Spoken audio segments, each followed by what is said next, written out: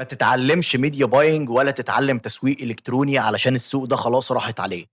أنا شُفت الجُمل دي بتتكرر الأيام اللي فاتت وحرفيًا كنت مصدوم، فتعالَ أقول لك ليه 90% من الناس اللي بتتعلم تسويق إلكتروني بتفشل.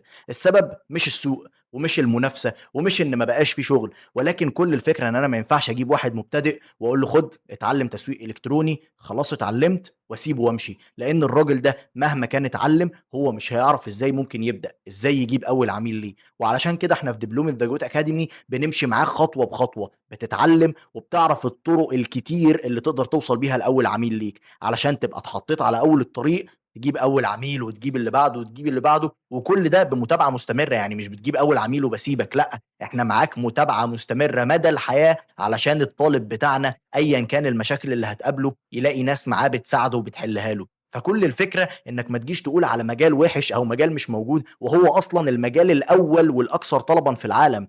الدبلومة بتاعة التسويق الإلكتروني هي أهم حاجة أنت ممكن تتعلمها في 2025 ولل5، 6، 7، 10 سنين الجايين. الدبلومة بتاعة التسويق الإلكتروني عمرها ما هتبقى فاشلة وعمرها ما هتبقى ما لهاش شغل. التسويق الإلكتروني هو أكتر مهارة مطلوبة في العالم. ليه؟ بكل بساطة علشان ما فيش مشروع من غير تسويق، لأن ما فيش تسويق يعني ما فيش مبيعات، فما ينفعش مشروع يبدأ من غير ماركتينج. فلو اتعلمت ماركتينج دلوقتي صدقني أنت فرصك كبيرة جدًا، ولكن كل اللي أنت محتاجه ناس تساعدك وتعلمك بجد وتطور مهاراتك وتعلمك ازاي تستخدم المهارات دي. تقدر تبدا في دبلومه ذا جود دلوقتي، تقدر تسال عن التفاصيل في الكومنتس او تخش على اللينك اللي في البايو، هتتعلم كل حاجه انت محتاجها علشان تبدا صح. مع ذا جود اكاديمي هتنجح وانت ضامن نجاحك.